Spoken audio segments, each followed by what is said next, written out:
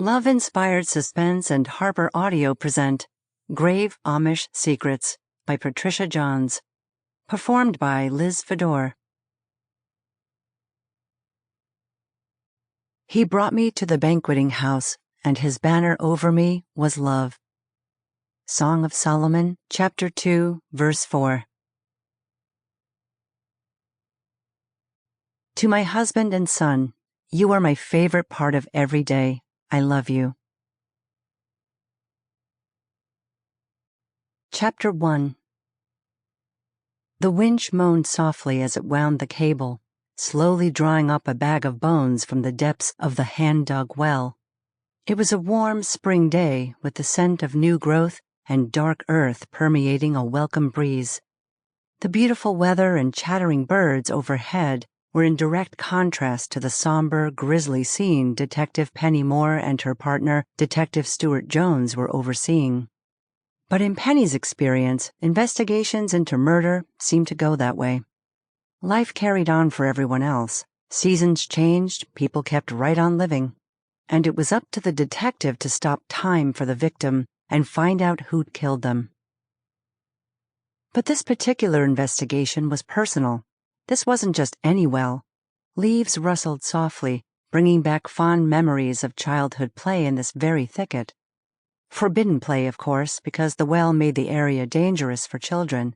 But being the daring little rebel that she was, Penny had snuck out here to play quite often when she visited her Amish grandmother in the small, picturesque community of Little Dusseldorf.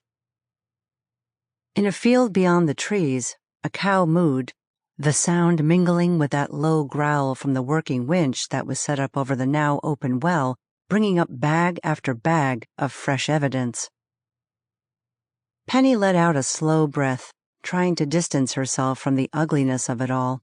This was her grandmother Elizabeth Reynolds' land, which made the discovery of skeletal remains in the long dry well all the more eerie. This land had been in the family for generations. But considering her personal connection to this case, Penny had been very nearly told to stay clear of the crime scene. She was allowed to be part of the investigation only because she knew the Amish lifestyle and language, which would be pertinent, and the facts that her partner, Detective Stuart Jones, was leading the investigation and she was technically just consulting. But that wasn't about to hold her back. Penny. Stuart squatted next to the latest remains in the cloth hammock that had come up from the well. He was a tall, well-built man who always dressed impeccably. A tarp stretched over a section of ground with the evidence lined up on top of it, little markers with numbers on them next to each item that had been dragged from the bottom of that well. The remnants of a black felt hat were an Amish connection to the death, so her guess was that this was a man from her grandmother's community. There were a few fabric fragments of clothing that hadn't completely molded away over the years. They'd test those in the lab. The collected bones were laid out where they belonged in a human skeleton. So far, both legs were accounted for, as well as most of the spine and ribs and one full arm. Penny put a hand on Stuart's shoulder and leaned over to get a better look. In the cloth hammock, there lay a tangle of vertebrae and humerus hanging off a collarbone. But it was the skull that caught her attention. Stuart used a pen to roll it over, and he looked up at her. There was a jagged dent in the back of the skull.